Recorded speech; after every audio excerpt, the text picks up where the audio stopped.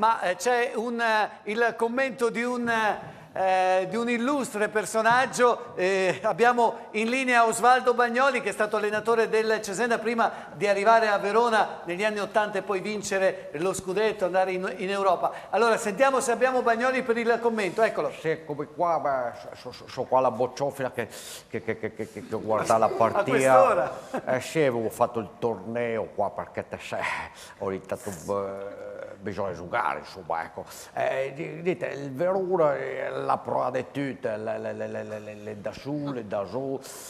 Più di così non si poteva fare, c'è da sperare che domani che il Livorno a Varese il perda, insomma, quantomeno il pareggia, e dopo che il Sassuolo col Brescia, insomma, si ferma un pochettino, ecco. Tanto per mantenere le posizioni Com'è andata la partita a bocce? Insomma, il Bucin non voleva sapere, un po' come la partita del Verona, tiravo, ma il Bucin non voleva sapere, che ecco, insomma, è stata un po' una cosa. D'Alberto, ciao D'Alberto, che grande giornalista, l'Alberto Scema, ecco. Ma cosa dire, insomma, il Verona ha giocato benissimo, come avete detto voi, il primo tempo così non l'ho mai visto, ecco. Vabbè, insomma, bravo Beppe, bravo Beppe, che doppia Osvaldo Bagnoli. Sentiamo l'altro Olindo, anche lui spesso molto vicino alle filosofie di Catalano. Sentiamo.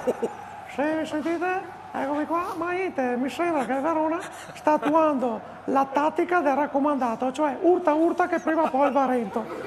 Quindi, secondo me, ecco qua, attenzione, c'è stato quasi, insomma, un colpo di testa di Cazzia, e comunque secondo me il Verona lo vedo tonico, e non è il Verona poco tonico, cioè l'Ital tonico della volta scorsa, ma è un Verona piuttosto in salute, un Verona che sicuramente è di qualità, di quantità, non ce ne sono banane, signori miei.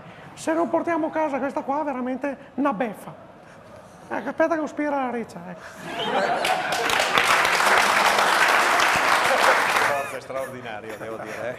Passa. Grazie. Tra Olindo e Centomo sono due. Grazie ad Alberto, ti ringrazio molto, no, sei veramente un amico, tu lo sai.